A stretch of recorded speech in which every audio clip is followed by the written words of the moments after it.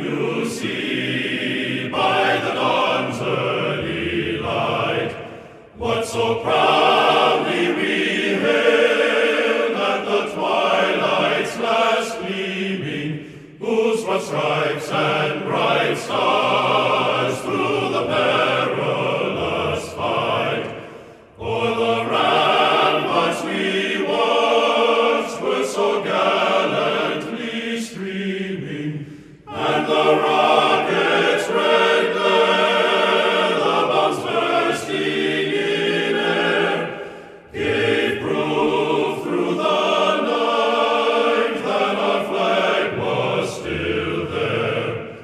Oh, say does that star-spangled banner yet wave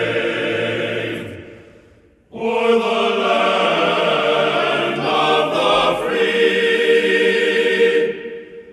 and the home of the brave?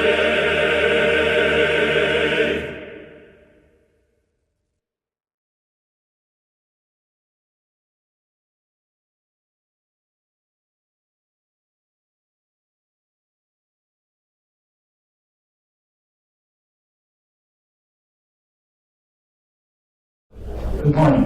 Good morning. We have a very interesting program today. Jay Smar is going to perform for us, and he's from Coaldale, PA. Now, I wasn't too sure where Coaldale was, so I looked it up. This ought to help you out. It's south of the junction of 80 and 81 out of Harrisburg. It's on Route 209. It's south of Hazleton and Wilkes-Barre. Jay, correct me if I'm misspeak here.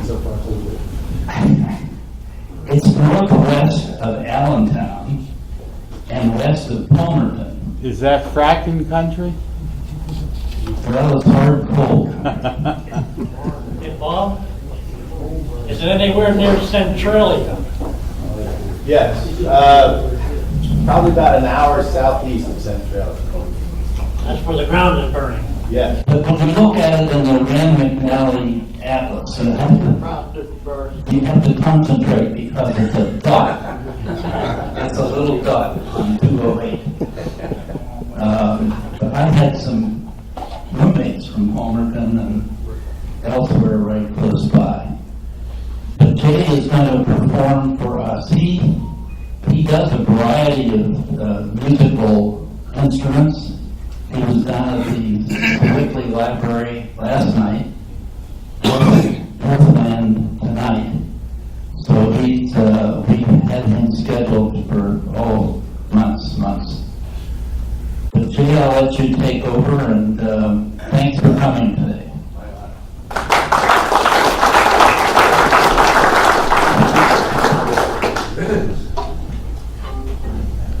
Good morning, gentlemen. Good morning.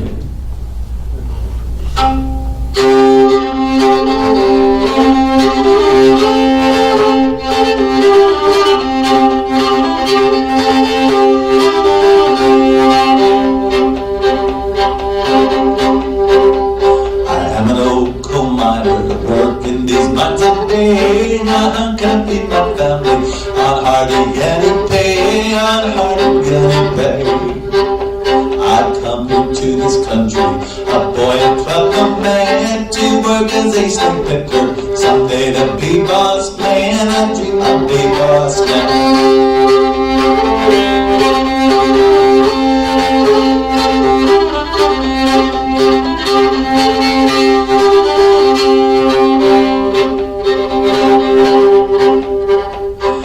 Little house that got me, I'll land up by the mine, and when I get my wages, take they to share of mine, take they to share of mine. My children don't complain much, although long is the day, chores from early morning, they have no time to play, I pray for them each day.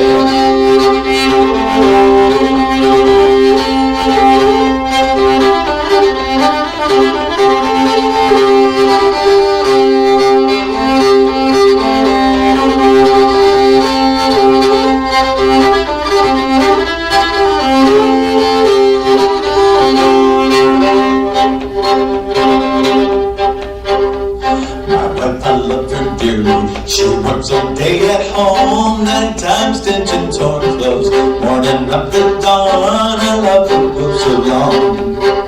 And since Monday Krakovich, no boss man will I be. Too buzzy must be German, no Welsh, and that's not me. No Czech boss man be.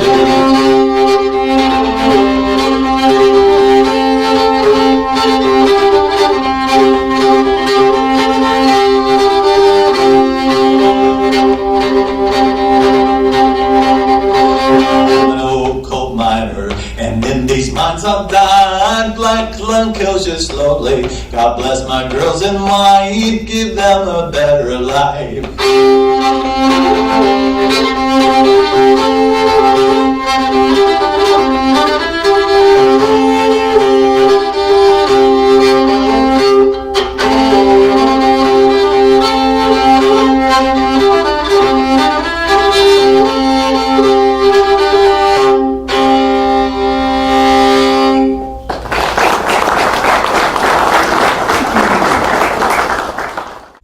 Thank you, everyone.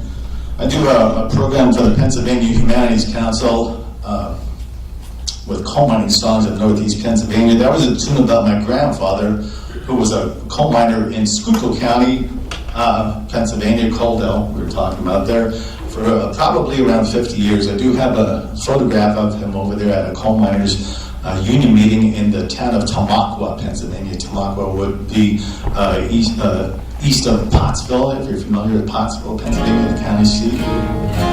So a lot of my program is coal mining songs of that region, but Dr. Ford had asked if I would mix it up a little bit, so I'll try to mix it up for you a little bit as well.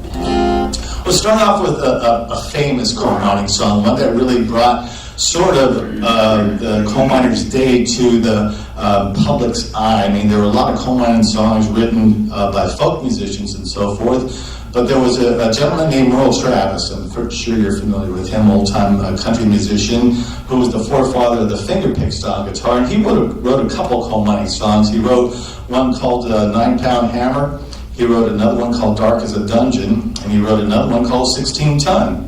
That Tennessee Ernie Ford made famous back in the 60s, I guess it was. And in that song, he sang about owing his soul to the company store because, you know, prior to the unionization of the coal miner got paid in a thing called scrip. He didn't get paid in a government-issued bond. The scrip looked more or less like a nickel with a number punched through it. And that number meant that was only redeemable at that company store. In other words, even if the coal miner wanted to purchase something or take his family out or whatever, and he was at another company store, he couldn't purchase any goods there. He could only buy his things at the company store where he worked. So you can see where a lot of these strikes and a lot of these marches got a lot of their fueling from. So, and if he didn't have enough money when he wanted to purchase something, they would put it on tick. I'm sure you're familiar with the word tick, or that expression. Was a time before they had credit cards, if there was ever a time like that. And they had a book in the back of the store, and they would put your name in that book, so you can make gradual payments on it. So this is a little bit more famous one on the coal mining song.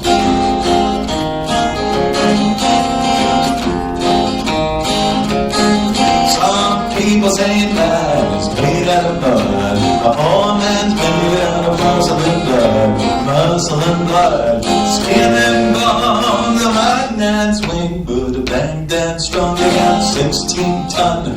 What do you get? Another day over again. People in debt. St. Peter, don't you take me? I can go. I owe my soul to the company store.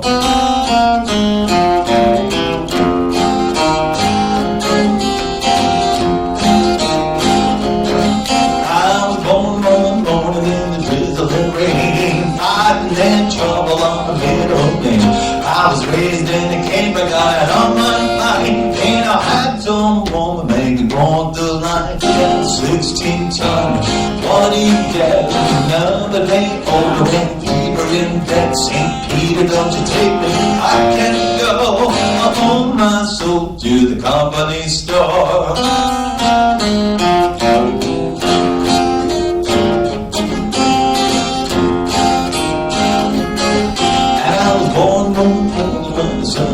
I picked up my shovel, I walked to the mine. I rode it 16 times. Another night called said, "Will bless my soul." Yeah, 16 times. Now one he had, another day older and deeper in debt. St. Peter, don't you take that? I can go. I owe my soul to the company store.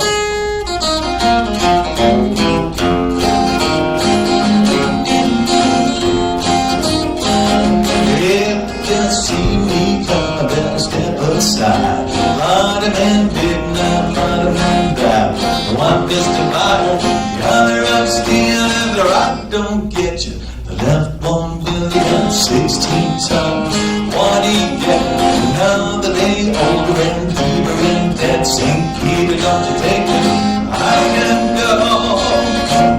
I owe my soul to the company store.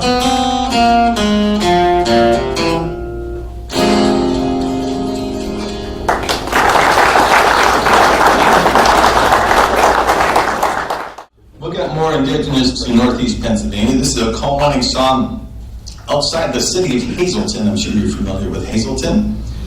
And there's a little patch town they're called. And this is outside of Hazleton. It's called Latimer. Jack Palance, the very famous actor, was from Latimer. He had a turkey farm in that region. But back in 1897, the coal miners went out on a march. They didn't go out on a strike, they went out on a march. The difference is, on a march, you're protesting, whatever you need to do, or on a strike, you don't have your employment to come back to, you don't have your job to come back to. And they were more or less protesting, marching in the streets and protesting the long 12-hour workday of the coal miner, the low pay scale. I have a printout over there of what the coal miners used to get. Some of the, boys young as 6 years old would get 6 cents an hour. And the dangerous and unhealthy working conditions. A lot of them got black lung as a result of working in the mines for so many years. But after I spoke to a woman who had a relative, that was in that march, she said not only were they marching for those conditions, but they were also marching, the older coal miners were marching in protest of the younger coal miners, because the younger coal miners wanted to start off at the same pay scale as the more experienced coal miners. So there was kind of a twofold march.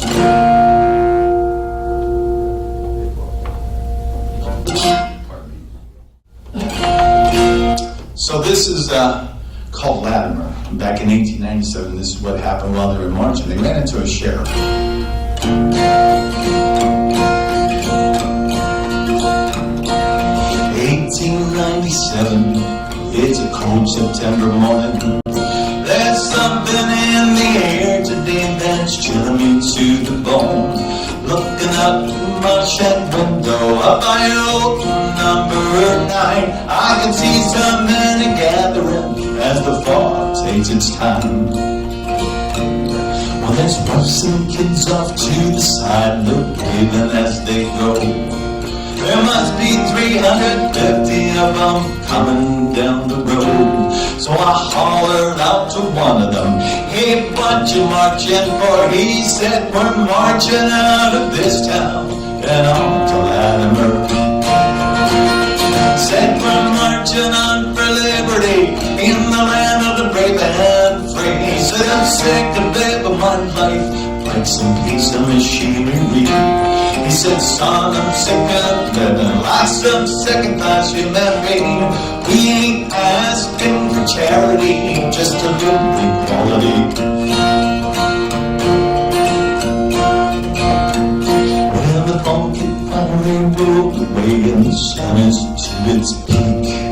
Someone said 10 miles have passed beneath our feet.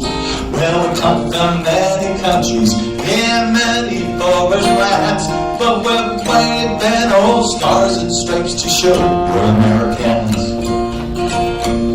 Now up around Hazleton, up stepped old Sheriff Martin. He said, "You've gone far enough, boys, get back to where you come from." But there wasn't no stopping in these men's eyes. You could see back to their souls. Their hearts were filled with freedom and their lungs filled with coal. Said, "We're marching on for liberty in the land of the brave and free. He said, I'm sick of living my life like some piece of machinery. He said, son, I'm sick of living like some second-class human being. We ain't asking for charity, just a little equality.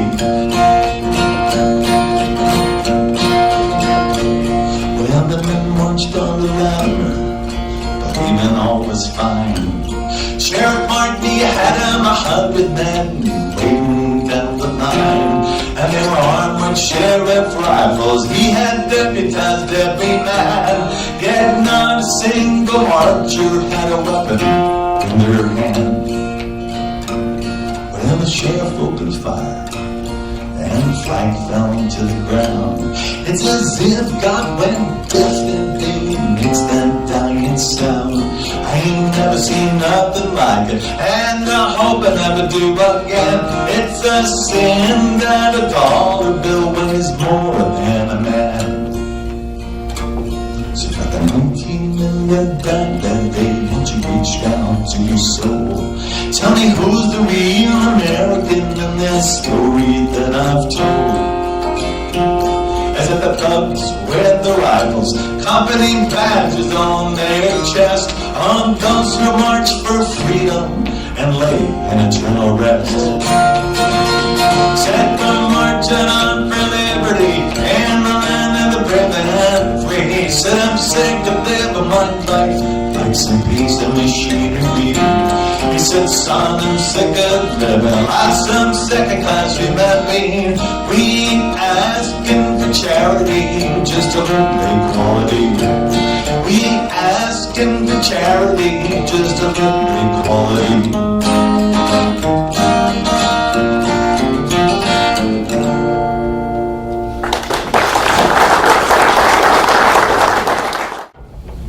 I'll do a little bit of a climber banjo for you. Dr. Ford was actually telling me, I think you were telling me about an organization, is it in Sewickley, the Banjo Club in Sewickley? And they have all these banjos in one room. Is that legal? Is that legal? If they're 4-string. Well, we had a gentleman in Schuylkill County named George Corson, who during the early 19 and mid-1900s recorded coal miners in that region. And he had a couple of books out. One book is called Minstrels of the Mine Patch. And I'll get to him a little bit, but there was also a gentleman down in the Kentucky, Tennessee area who was very instrumental in organizing the unionization of the coal miners in that particular region. His name was George Tucker. And he had a friend of his named Mike Paxton who wrote coal mining songs. And this is called 30-inch coal. And 30-inch coal is the size of the vein that the coal miners had to work in. They had to wear elbow pads, they had to wear knee pads. And you'll hear in the song, riding on a lizard into 30-inch coal. Lizard was a nickname for the train when you're going in 30-inch coal. I'm sure we've all seen documentaries or film footage of coal miners going on a train into a coal mine. They're usually sitting upright with their legs cocked.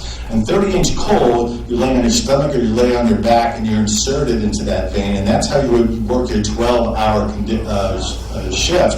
So if you're claustrophobic, it's not the job for you, definitely. I had the opportunity to speak to a gentleman who was a school teacher in western Schuylkill County near the town of Likens. And excuse me, in the summertime, he worked in the coal mines, and it's called a bootleg coal mine. In other words, it's not a government-owned operation. It's owned by the family, and it's not inspected either. So there are some precautions you do have to take as far as gas and so forth, that sort of type of thing. But he worked in 30-inch coal, and he said you're in that close confines that when he was thirsty and wanted to take a drink of water from his thermos, he couldn't put it up right in front of his face. He had to tip it off to the side because it would hit the top of the vein. So this is a real quick coal mine song called 30-inch coal.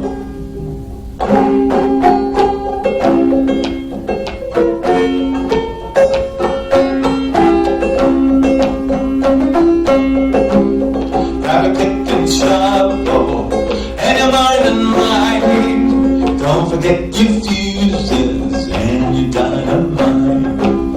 Put on your knee pads and your safety toes. We're going going to a coal mine where the coal is low. Riding on a lizard in a 30-inch coal. So the cable sparking, watch your little wheels roll. Oh Lord of mercy, on a miner's soul. Down on your poor knees in a 30-inch coal. Timber up your heading, set the wedges tight, or your wife and your children won't see you tonight. Spread out a little of dust, spread a little bit more, to keep that coal dust on the miner's floor. Riding on the lizard in a 30-inch coal. See the cable sparking, watch your little wheels roll. Oh Lord have mercy, on a miner's soul. Down on your poor knees in a 30-inch coal.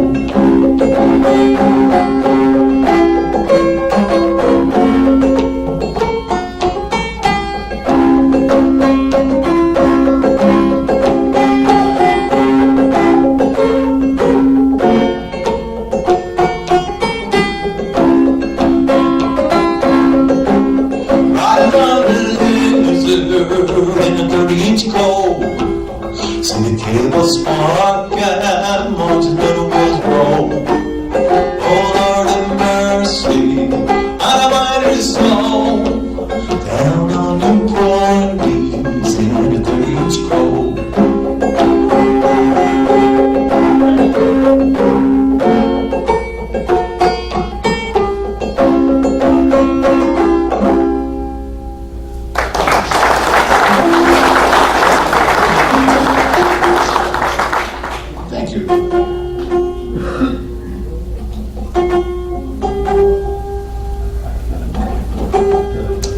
Traditional American folk songs, traditional meaning when our country first was formed. A lot of these songs were very simple tunes about very simple things in a complicated time, kind of like now.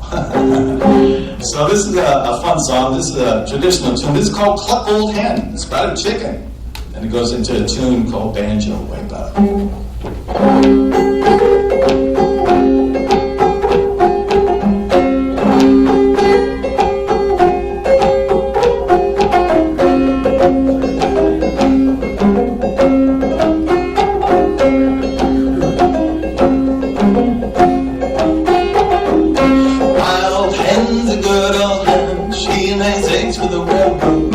Sometimes 8, sometimes 10. That's enough for the railroad man. Cluck old hen, cluck and sing. Ain't no wake since way last spring. Cluck old hen, cluck and sing. Ain't no wake since way last spring.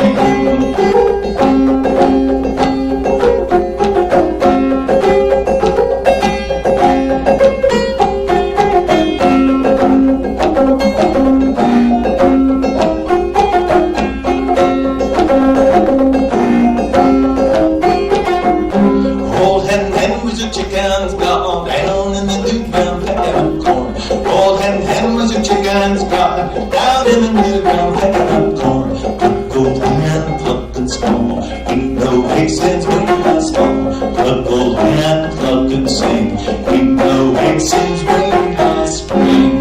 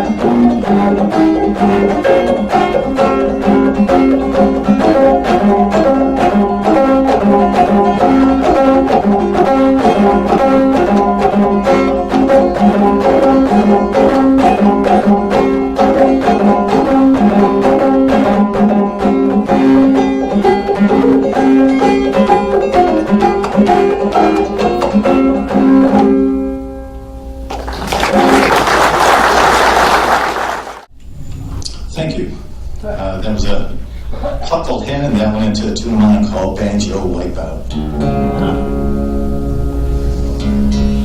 With all the striking going on, and all the marching and so forth, still nothing was happening. The coal miners were still being exploited, and nobody was doing anything about it. And up steps the Molly Maguires. Anybody familiar with the Molly Maguires?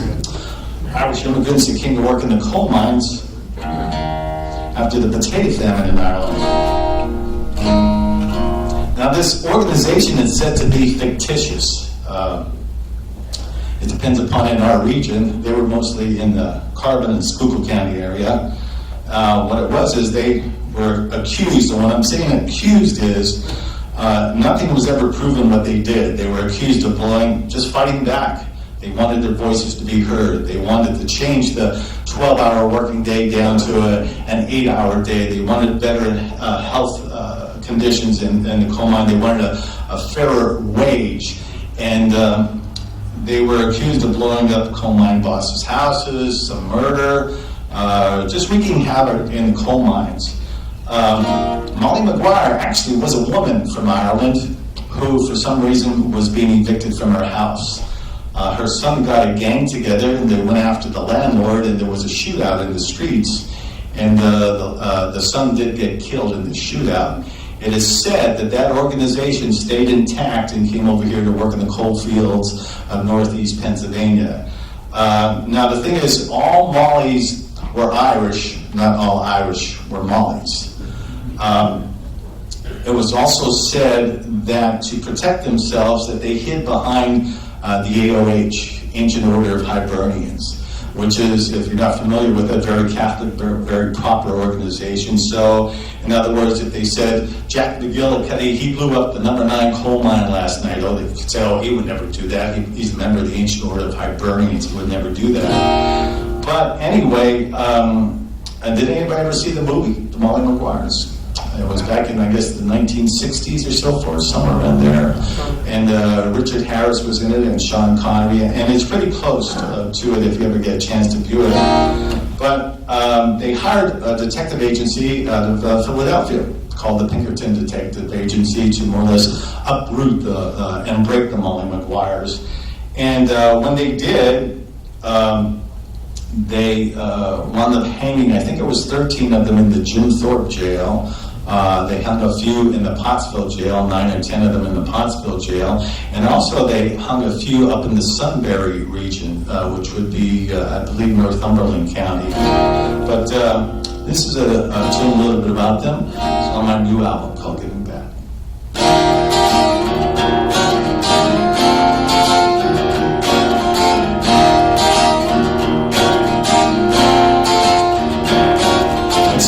North of Ireland, about 9 scores ago, a woman named Maguire was in the street to go. Her son and penny landlord had scuffled on the ground, when in the midst some bullets flew and killed the young man down. Now at the funeral of the lad, the remaining son did vow to confront the landlord murderer, and he bitten up somehow. Word spread all about the county, excitement grew the higher, that soon the sons would take their toll, the sons of Molly Maguire.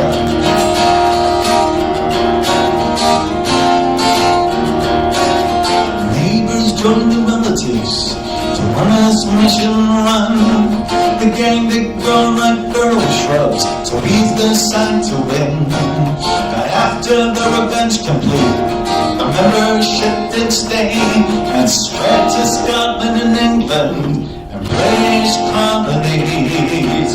Finally to American towns of anthracite, to streets of gold they were told, and then found such a life. Oh, since the day they were enslaved to labor half-day shifts, and for broken tools the pay reduced, pushed them to their wits.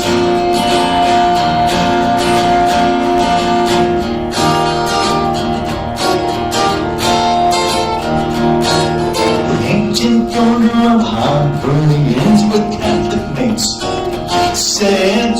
chartered in the Keystone State. But more and more as time went by, some say that it was so, that the two Irish memberships, the same boat did row.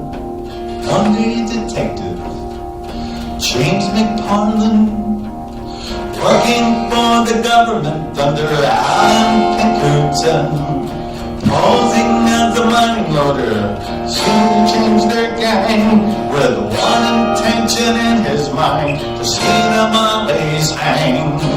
Next years the gang was pinned for every act of fear. From McParland was to shut his mouth, but open up his ears. Murders of all come to 12, what he might have heard. But courts would trust the detective's tale, but not a mom's word.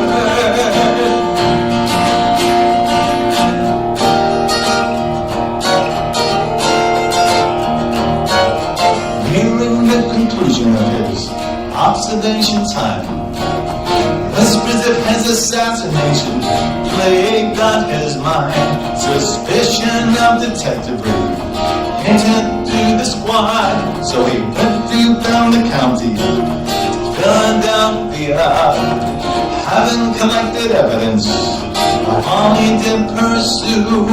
Trials, dated conventions made through him mostly do. The souls of all unjustly hanged will never be at rest, till the years of time reverse their crimes. In judgment, God we trust. The counties now of Schuylkill and of Carbon were deceit, while the Mollies dug the fields, so unions plant the seed. Now when you travel through the east and the mountains grow the higher, remember once there were the sons of Molly McGuire.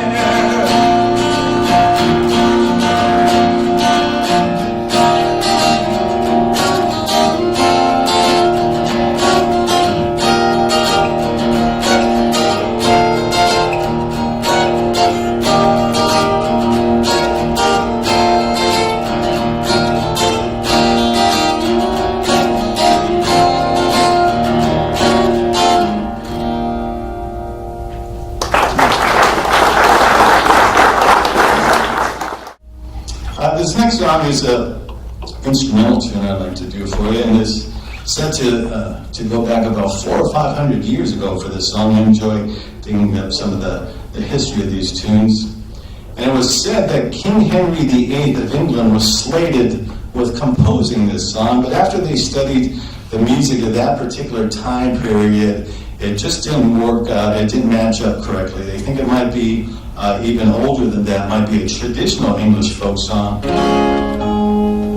I'm sure you heard it before. It's called Greensleeves.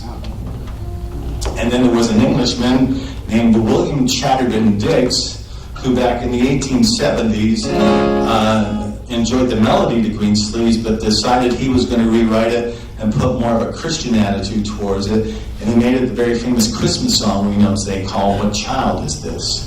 So What Child Is This and Greensleeves have the same melody, they're just different lyrics. I'll do my rendition for you. It starts off a little bit of guitar introduction, and then I'll perform it the way it's richly composed, like a waltz, and then I ruined it and put it in 4/4 time.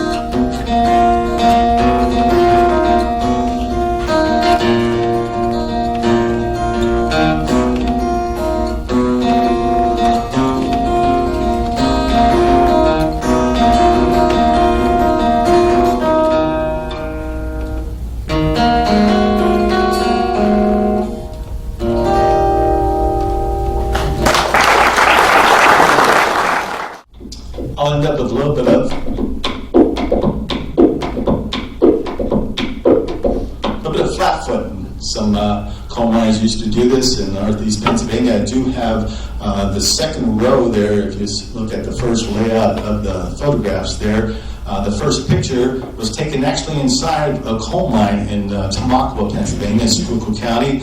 And the gentleman, George Corson, who recorded these coal miners, is kneeling down in the picture. But the gentleman in the middle was doing a little bit of flat-foot clog dancing.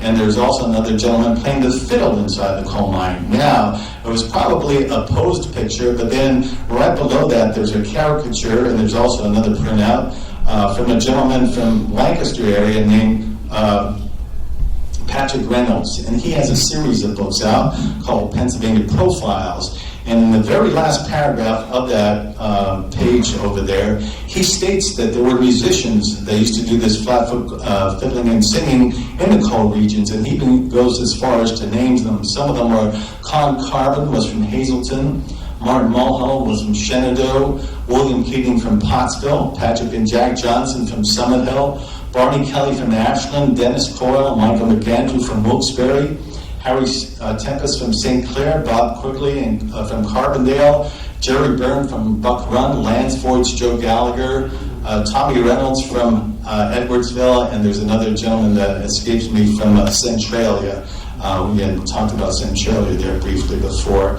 So to emulate the coal mining musicians of the region, I'll end up with some flat-footing, fiddling, and singing. Thank you, ladies and gentlemen, for allowing me to perform for you. Thank you, Doctor, for bringing me in to perform again, too. If you're into the internet, I do have a website. It's jsmar.com, spelled JAYSMAR.com. My new album, if you're really into the internet, is you can listen to it at CD Baby, iTunes, or also Spotify, but I do happen to have a couple hundred copies with me as well, too. So we'll end up with a couple of old-time tunes.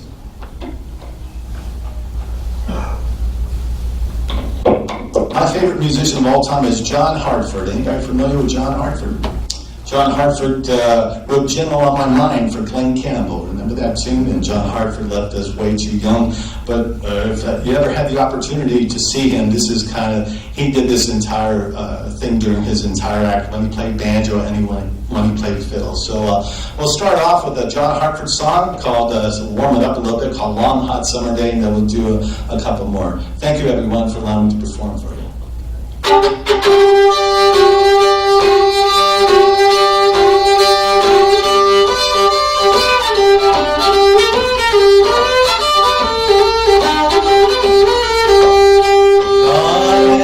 Some of these empties here just as soon as we know where they may be.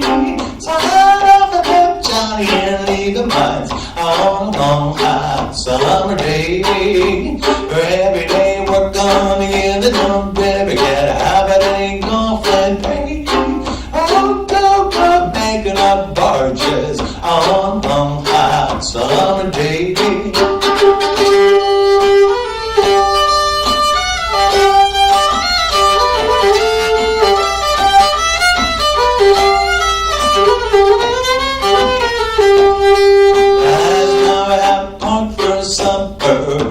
Today beach chicken confirmation and the fruit jar full of iced tea on a long hot summer day.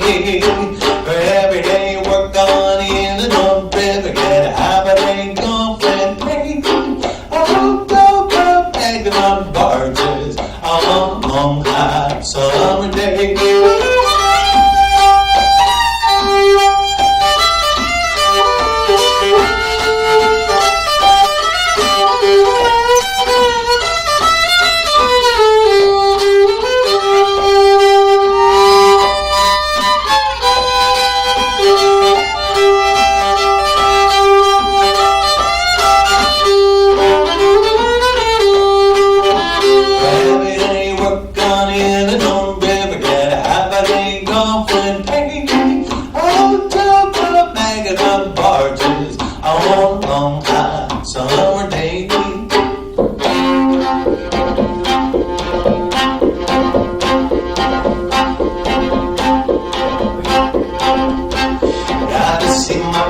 Sally, she lives way on the chin. Don't have a number on the gate, number on the door. First class service in grocery store.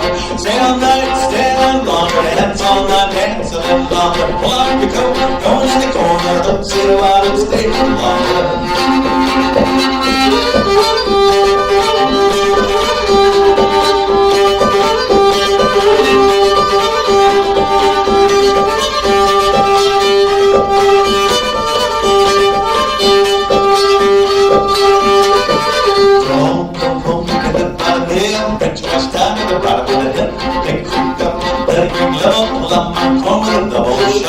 Stay all night, stay a little longer, dance all night, dance a little longer. Pull up your coat, go in the corner, don't sit a while and stay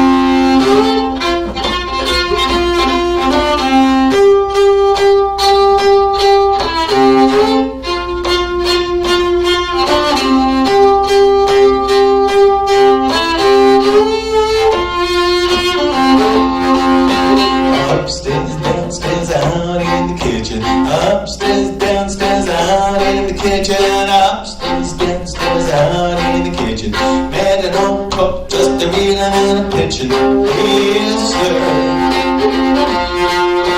Hot corn, cold corn, bring along a demi-john. Hot corn, cold corn, bring along a demi-john. Hot corn, cold corn, bring along a demi-john. Hey, well, Uncle Bill, see you in the morning. Yes, sir.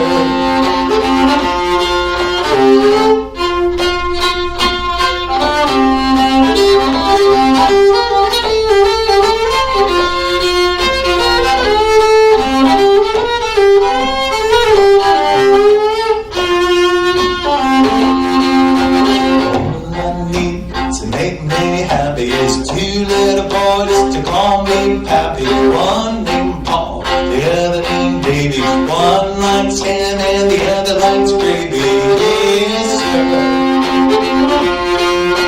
Hot corn, cold corn, bring along a demi-john. Hot corn, cold corn, bring along a demi-john. Hot corn, cold corn, bring along a demi-john. Hey, well, Uncle Bill, see you in the morning. Yes, sir.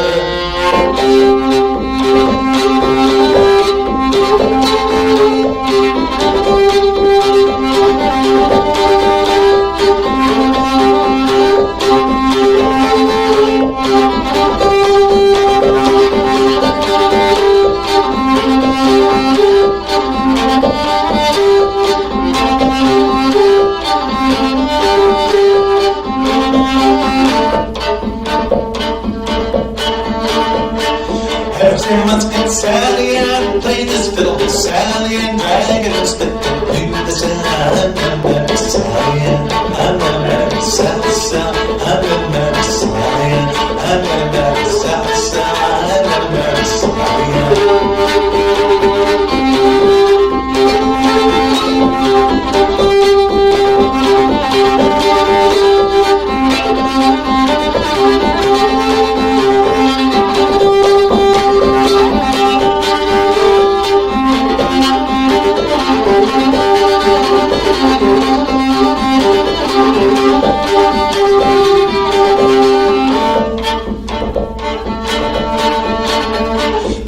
I'm living in the music band, play this fiddle all across the left main street. I'm gonna marry Sally Ann. I'm gonna marry Sally, Sally. I'm gonna marry Sally Ann. I'm gonna marry Sally, Sally. I'm gonna marry Sally Ann.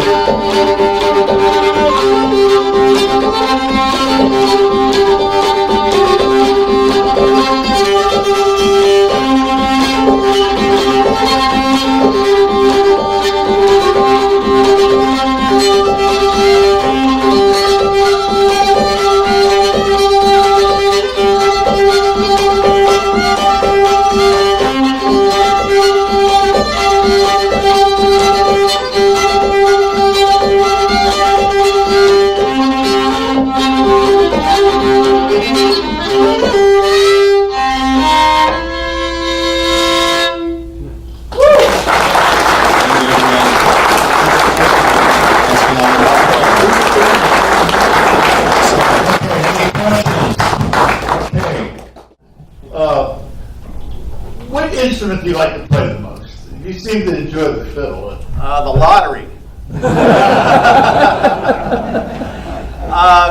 Guitar is what I really enjoy. I enjoy the finger pick type style guitar. I have some hand problems, so the fiddle's a little bit rough on me at times and all that. But guitars, I really enjoy playing. Good. Any other questions? Yeah, we got one back here.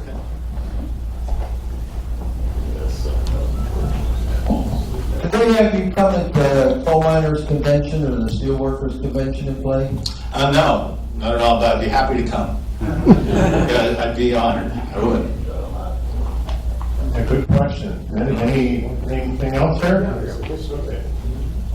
On your pageant that you're flat foot on, is that a PTO pickup that's picking up? Yes, it's a little cheapy $50 guitar stick-on pickup. If you remember when pickup spurs came around in the 70s and so forth, you would stick them on your guitar and halfway while you're playing they'd fall off. Yeah. Well, that's what this is.